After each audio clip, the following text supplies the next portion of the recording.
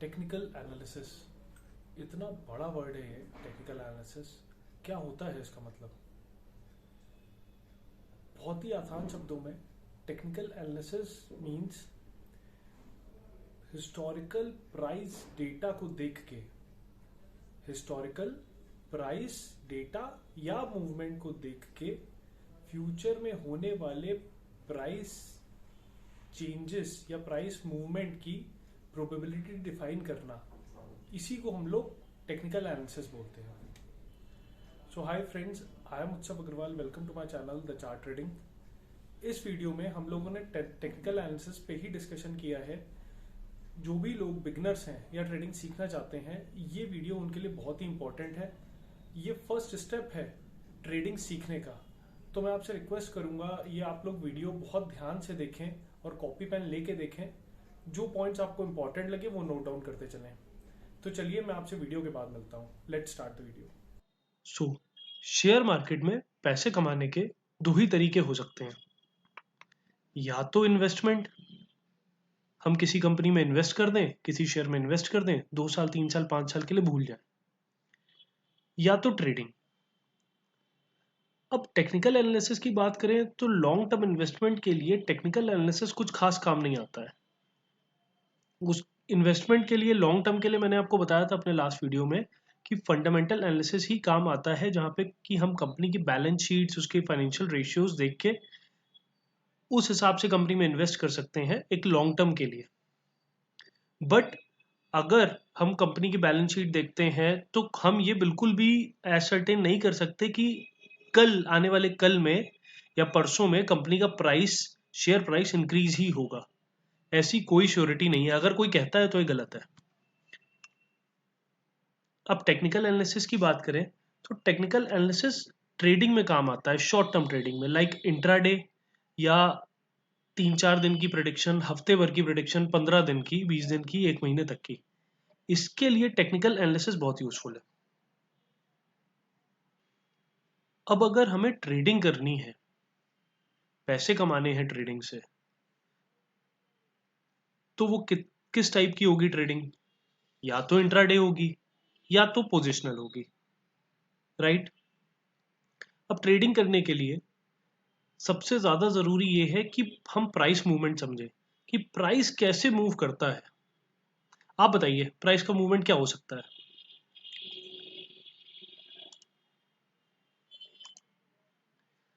Market movement, या तो price ऊपर जाएगा यानी कि अपसाइड मूव करेगा, या तो डाउन साइड मूव करेगा।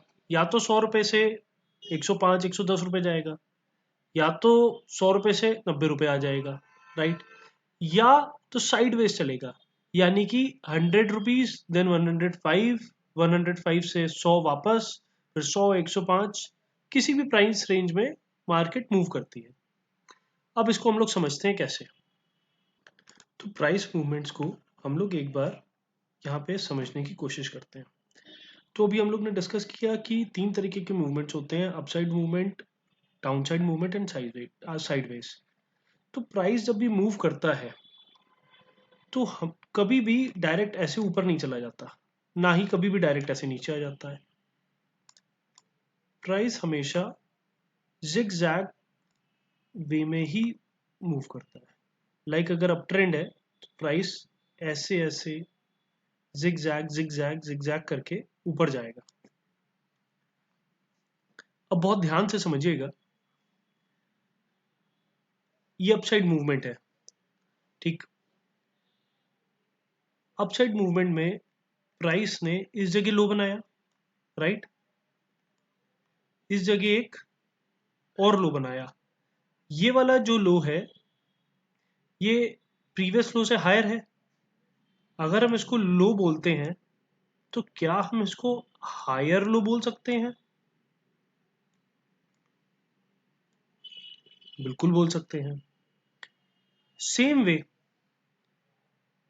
ये प्राइस ने हाई बनाया, ये वाला पॉइंट, ठीक है? ये एक और प्रीवियस हाई से ऊपर है हाई, तो क्या हम इसको हायर हाई बोल सकते हैं? हाँ, बिल्कुल बोल सकते हैं। तो जब भी प्राइस अप ट्रेंड में होता है हमेशा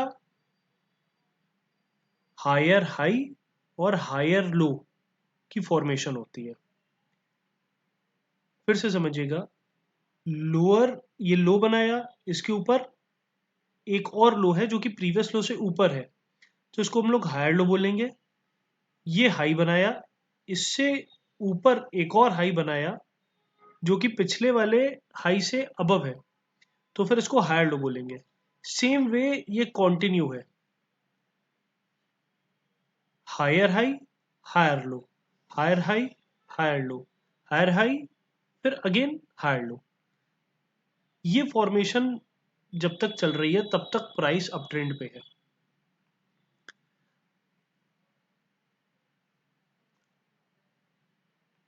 अब हम लोग यही चीज एक बार चार्ट्स पे समझने की कोशिश करते हैं।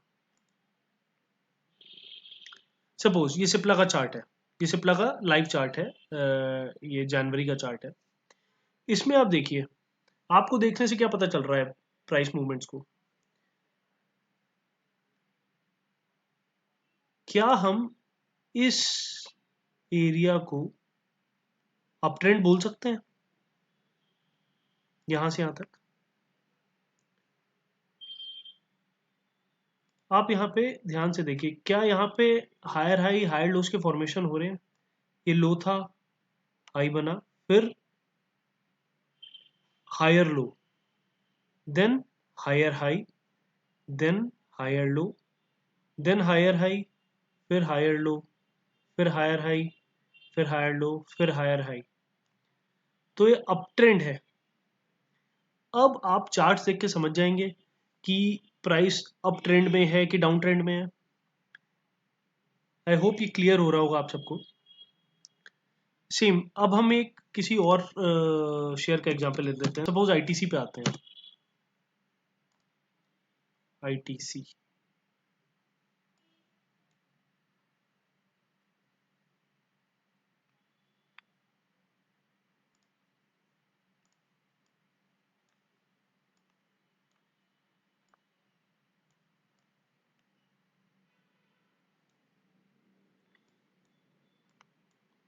ये आई ये आईटीसी का चार्ट है आप लोगों के सामने।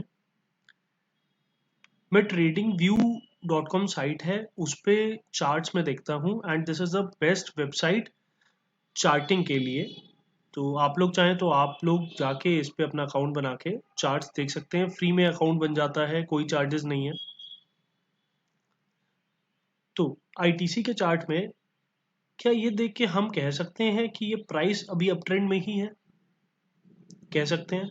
इसमें भी आप लोग ध्यान से देखेंगे तो हायर हाइज हायर लो की फॉर्मेशन हो रही है। ये प्राइस हाई गया, हायर लो बनाया, फिर हाई गया, फिर हायर लो बनाया, फिर ऐसे ही जिगजैग जिगजैग करते हुए प्राइस ऊपर जा रहा है। जैसे मैंने आपको कहा था, कभी भी प्राइस एकदम ऐसे फ्रंट डायरेक्टली मूव नहीं करता है ऊपर। अगर कभी कहीं मूव भी कर गया डायरेक्ट ऊपर तो एकदम से नीचे आ जाएगा। बट इसमें देखिए, हायर हाई हायर लोस की फॉर्मेशन अप ट्रेंड में, ये अप ट्रेंड में है। आई होप इतना क्लियर हुआ आपको। अब हम लोग वापस आते हैं प्राइस मूवमेंट डाउन ट्रेंड का समझने के लिए। ओके, ये हम लोग रब कर देते हैं। अब डाउन ट्रेंड जब होता है तो कैसे मूव करता है प्राइस? सिग जैग ऐसे करते करते प्राइस नीचे आता है, राइट? जैसे अप ट्रेंड था वैसे ही है। अब इसमें हम लोग समझते हैं, ये हाई था, ये लो बनाया, राइट? अगेन हाई, अगेन लो। तो क्या अगर हम इस पॉइंट को हाई बोलते हैं तो इस वाले पॉइंट को, जो कि हाई है इस एरिया का, बट प्रीवियस हाई से लो है, तो क्या हम इसको लोअर हाई बोल सकते हैं? बिल्कुल बोल सकते हैं। एंड अगर हम इस पॉइंट को लो बोलते हैं तो क्या इसके नीचे वाले लो को हम लोअर लो बोल सकते हैं? बिल्कुल बोल सकते हैं। तो जब भी डाउन ट्रेंड रहता है तो प्राइस हमेशा lower high and lower low की फॉर्मेशन करता है, lower high, lower low, lower high and then again lower low. Okay, अब हम लोग इसको एक बार चार्ट्स पे समझते हैं, एक्चुअल चार्ट्स पे। ये हम लोग आ जाते हैं सिप्ला के चार्ट पे। यहाँ पे आप देख सकते हैं ये जून का चार्ट मूवमेंट है। इसमें ये डाउन ट्रेंड है, ये हमें देख के समझ में आ रहा है, जैसा अभी हम लोगों ने पढ़ा, ये हमें समझ में आ रहा है कि प्राइस इस एरिया में प्राइस डाउन ट्रेंड पे चल रहा है, राइट, चल रहा है। अब क्या प्राइस डायरेक्ट ऊपर चला गया या डायरेक्ट नीचे आ गया? यहां से प्राइस जिगजैग जिगजैग मूवमेंट करते हुए ही नीचे आया है, डायरेक्ट ना ऊपर गया ना नीचे आया। तो क्या हम यहाँ कह सकते हैं कि प्राइस ने lower high, lower low, lower high, lower low, lower high, lower low की फॉर्मेशन की है? देखिए कॉन्टिन्यूअस प्राइस ऐसे ही मूव कर रहा है। तो अब आप देख के समझ जाएंगे कि ये डाउन ट्रेंड में है, ये वाला अप ट्रेंड था जिसमें हम लोगों ने अभी डिस्कस किया था पहले, ये अप ट्रेंड में है। तो प्राइस तीन तरीके से मूव करता है जैसा अभी बताया था, अपवर्ड मूवमेंट, डाउनवर्ड, या तो फिर साइडवेज। साइडवेज कैसे, ये हम लोग वापस से एक बार समझते हैं।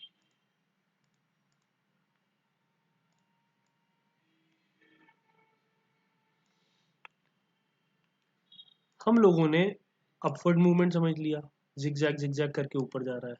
हम लोगों ने डाउनवर्ड मूवमेंट समझ लिया। अब साइडवेज बोलते हैं जब प्राइस एक रेंज में मूव कर रहा हो, ऐसे गया, ऐसे गया, जिगजैग जिगजैग, फिर नीचे आ गया, मतलब प्राइस इसी रेंज के अंदर मूव कर रहा है। अब ऐसा क्यों होता है? अब बहुत ध्यान से आप लोग मेरी बात सुनिएगा, समझने की कोशिश करिएगा। प्राइस एक ही रेंज में मूव कर रहा है, ऊपर जाता है और यहीं से नीचे आ जाता है। सपोज एग्जांपल लेते हैं, अब मेरे हाथ में पेन है इस टाइम, ठीक। अब मैं अपने रूम में बैठा हुआ हूं। अब पेन अगर मैं ऊपर उछालूंगा तो कितनी ऊपर तक जाएगा, आप लोग बताइए। छत तक जाएगा, सीलिंग तक जाएगा, वहां से टकरा के फिर नीचे गिरेगा। कितनी नीचे तक गिरेगा? फ्लोर तक गिरेगा, फर्श तक गिरेगा, इसके नीचे तो नहीं जाएगा, राइट। अगर मैं फिर उछालूंगा तो फिर वो सीलिंग तक ही जाएगा, फिर वापस नीचे आके फर्श पे गिरेगा।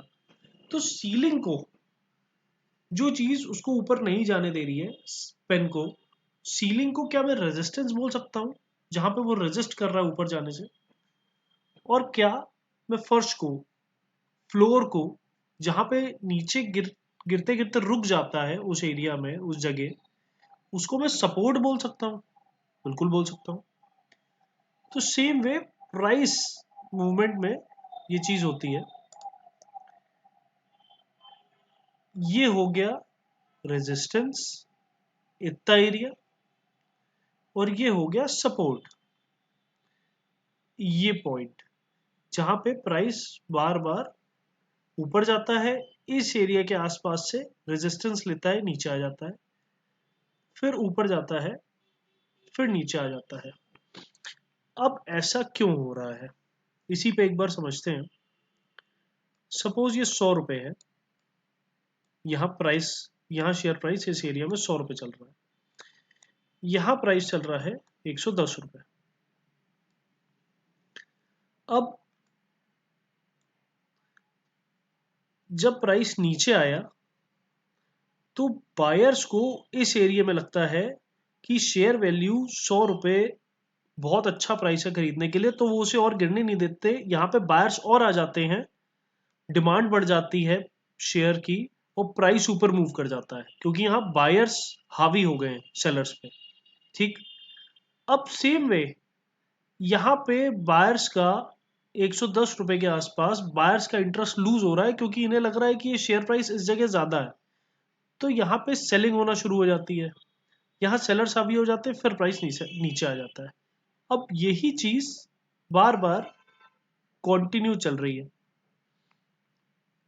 अभी इतना ही समझते हैं, support and resistance, bar bar price जब एक ही रेंज में मूव कर रहा हो, इसे साइडवेज भी बोलते हैं, और एक सपोर्ट और रेजिस्टेंस जो हम लोग रेंज बोल सकते हैं, इसी के अंदर प्राइस मूव करता है। अब इस चीज को हम लोग एक बार लाइव चार्ट पे समझते हैं।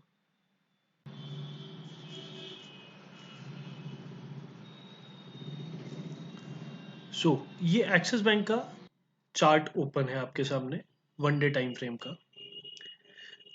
हम लोग इसमें इस एरिया को हम लोग साइडवेज मूवमेंट बोल सकते हैं। आप चार्ट्स पे देख रहे हो, आपको समझ में आ रहा है कि साइडवेज मूवमेंट है। क्या हम इस चीज में एक लाइन ड्रॉ कर सकते हैं सपोर्ट और रेजिस्टेंस की? एक हमने एक लाइन ये ड्रॉ कर दी, इसको सॉरी इसको डिलीट करते हैं, थोड़ा सा और ऊपर शिफ्ट कर देते हैं, जो भी लास्ट होगा, ठीक। और एक लाइन हमने ये ड्रॉ कर ली जहाँ पे हमारे मैक्सिमम पॉइंट्स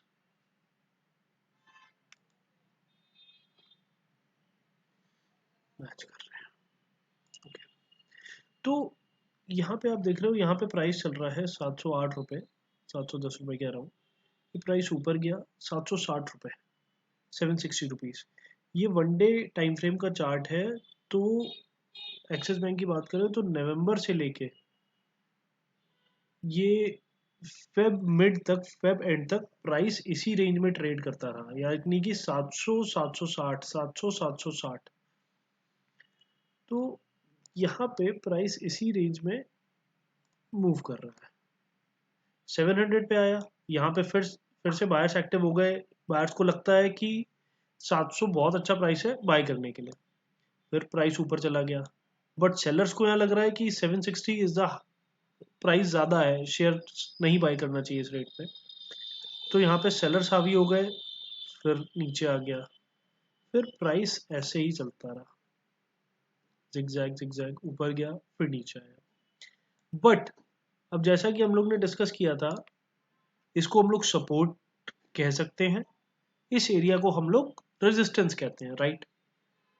तो जैसे मैं अभी आपको पहले एग्जांपल दे रहा था कि मैंने पेन ऊपर उछाला, पेन नीचे गिरा, सपोज ये फ्लोर अगर ब्रेक हो जाता है, तो अब वो पेन, वो जो आइटम है, वो अब नीचे और गिरेगा, और बहुत स्पीड से गिरेगा। तो सेम वे, जब हमने देखा कि ये सपोर्ट ब्रेक हो गया 700 का, यानी कि अब बायर 700 रुपए पे भी ये शेयर खरीदने के लिए रेडी नहीं है।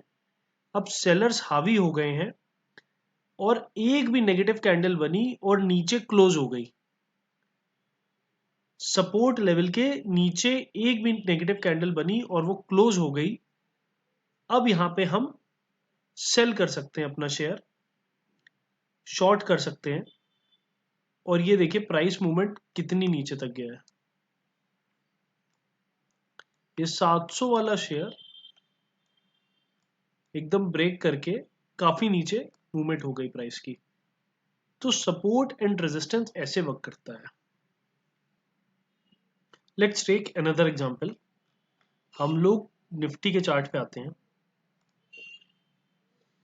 ये निफ्टी का चार्ट है, ये भी डेली टाइम फ्रेम पे चार्ट मैंने ओपन कर रखा है। अब चार्ट में देख के आपको कहां लगता है कि प्राइस एक रेंज में मूव कर रहा है? क्या ये नहीं लगता आपको ये प्राइस एक रेंज में मूव कर रहा है? सेम वे इधर भी प्राइस ऊपर नीचे, बार बार नीचे आता है, फिर प्राइस ऊपर चला जाता है, यहाँ सेलर्स एक्टिव हो जाते हैं, फिर नीचे आता है, फिर बायर्स हावी हो जाते हैं। प्राइस इसी रेंज में मूव कर रहा है, ये सपोर्ट, ये रेजिस्टेंस। एंड जैसे ही सपोर्ट या रेजिस्टेंस में से कोई भी चीज ब्रेक होती है, इधर ये इसने रेजिस्टेंस तोड़ दिया, अप साइड तोड़ दिया, एक पॉजिटिव कैंडल बनी, ग्रीन कैंडल बनी, और इसने यहाँ पे क्लोजिंग दे दी। नाउ सी, अब ये अपवर्ड ट्रेंड शुरू हो गया, जैसा कि हम लोग ने डिस्कस किया था। यहाँ पे क्या हो रहा है, हायर हाइज हायर लोज के फॉर्मेशन हो रहे हैं।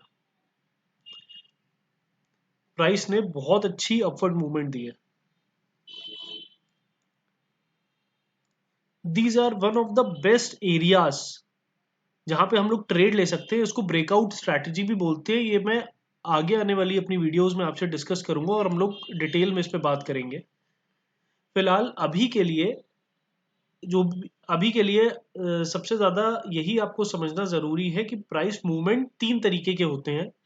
जैसा कि हम लोग ने अभी डिस्कस किया था, एक अपवर्ड प्राइस मूवमेंट जहाँ की higher highs, higher lows, higher highs, higher lows का फॉर्मेशन होता है और प्राइस एक ही ट्रेंड में मूव कर रहा है, अपवर्ड ट्रेंड में। डाउनवर्ड ट्रेंड में क्या होता है, किस टाइप के फॉर्मेशन होते हैं, lower lows, lower highs, lower lows, lower highs. देखिए इतना टफ नहीं है समझना, बहुत इजी है, बस ध्यान से एक बार देखना है, समझने की कोशिश करनी है कि ये लोअर हाई है, ये लोअर लो है। ये लोअर हाई लोअर लो क्यों है, क्योंकि प्रीवियस हाई से लो है तो हम इसको लोअर हाई बोल रहे हैं। ये प्रीवियस लो से और लो है तो हम इसको लोअर लो बोल रहे हैं। तो डाउन ट्रेंड में लोअर हाई लोअर लो का फॉर्मेशन होता है और अप ट्रेंड में हायर हाई और हायर लोज का फॉर्मेशन होता है। थर्ड हो गया साइडवेज, जहां की एक सपोर्ट और रेजिस्टेंस होता है, उसके ही प्राइस के अंदर एक रेंज के अंदर प्राइस ट्रेड कर रहा होता है, शेयर ट्रेड कर रहा होता है। अभी के लिए यही सबसे जरूरी है आपको समझना। एक पॉइंट मैं आपसे और डिस्कस करना चाहता हूँ अबाउट द कैंडल स्टिक्स। आपने चार्ट पे अभी देखा होगा या आपके शायद माइंड में भी क्वेश्चन होगा, ये रेड और ग्रीन लाइन्स ये क्या है, ये जो बार बार लाइंस बन जाती हैं किसी भी नीचे, ये कोई बड़ी है कोई छोटी है, ये क्या है, हम लोग इसको कैसे समझें, ये मैं आपको क्लियर करता हूँ। ऐसी ही कैंडल्स बनी हुई है, इसको कैंडल्स बोलते हैं बेसिकली। लाइंस को जो हम लोग चार्ट पे देखते हैं, हम लोग कहते हैं ग्रीन लाइन रेड लाइन, इसको हम लोग बोलते हैं कैंडल्स। इसके बहुत सारे पैटर्न्स होते हैं, वो हम लोग डिटेल में बाद में डिस्कस करेंगे, बट अभी बेसिक चीज़ें समझने की कोशिश करते हैं। रेड कैंडल यानी कि प्राइस नीचे गया। अगर कोई भी कैंडल में कहीं पे भी रेड है, इसका मतलब प्राइस नीचे गया। ग्रीन कैंडल मतलब प्राइस ओपन हुआ। अब इसको समझते हैं, ग्रीन कैंडल पहले समझते हैं। प्राइस यहां पे ओपन हुआ, नीचे गया, फिर ऊपर आके यहां तक प्राइस ने हाई बनाया और यहां पे क्लोज हुआ। तो प्राइस जहां पे ओपन हुआ और क्लोज हुआ है उतना एरिया ग्रीन है। इसको हम लोग कहेंगे बॉडी ऑफ द कैंडल। ये लिखा है open price and closing price. अभी इस नीचे ये जो शेडो बनी है, इसको हम लोग विक भी बोलते हैं या लोअर शेडो भी बोल सकते हैं। ये हो गई अपर शेडो, यानी कि प्राइस यहां ओपन हुआ, प्राइस नीचे गया, फिर ऊपर आया और यहां तक ऊपर गया, बट क्लोजिंग कहां हुई कैंडल की, इस एरिया पे। तो ये रियल बॉडी हो गई, ये बॉडी ऑफ द कैंडल हो गया, ये विक हो गए, लोअर विक अपर विक, या अपर शेडो लोअर शेडो।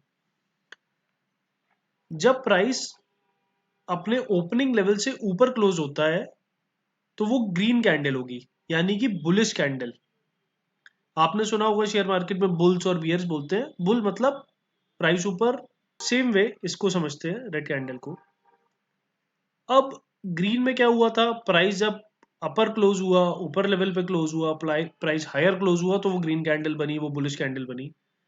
अब सेम वे अगर प्राइस यहाँ ओपन हुआ और अपने ओपनिंग प्राइस से अगर नीचे क्लोज हुआ तो वो रेड कलर की कैंडल हो जाती है।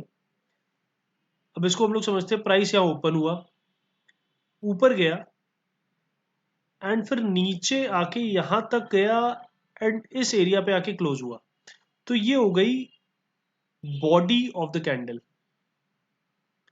ये हो गई अपर शैडो या विक, ये हो गई लोअर शैडो या इसको भी विक बोलेंगे। ठीक है, प्राइस इस एरिया में ओपन हुआ, प्राइस फॉल हुआ और यहां पे क्लोज हो गया। यहां तक की प्राइस गया था, बट जब कैंडल क्लोज हुई तो प्राइस इस एरिया में था, तो एक क्लोजिंग प्राइस कैंडल हो गई। ओपनिंग से नीचे जब प्राइस क्लोज हुआ तो उसको रेड कैंडल बनेंगे बोलेंगे और वो हो गई बियरिश कैंडल। ये हम लोग एक बार चार्ट पे समझते हैं। ये अभी हम लोग निफ्टी का चार्ट है, अभी हम लोग ने इस पे सपोर्ट रेजिस्टेंस समझा था। इस कैंडल से हम लोग क्या समझ रहे हैं, ये रेड कैंडल है, यानी कि प्राइस इस एरिया में, मैं जूम करता हूं इसको, प्राइस इस एरिया में यहां पे ओपन हुआ था, यहां तक प्राइस नीचे गिरा, फिर यहां पे क्लोज हुआ, राइट। तो ये इस कैंडल को क्या बोलेंगे हम लोग, बियरिश कैंडल बोलेंगे, राइट। अभी ग्रीन कैंडल है, ये हो गई बुलिश कैंडल।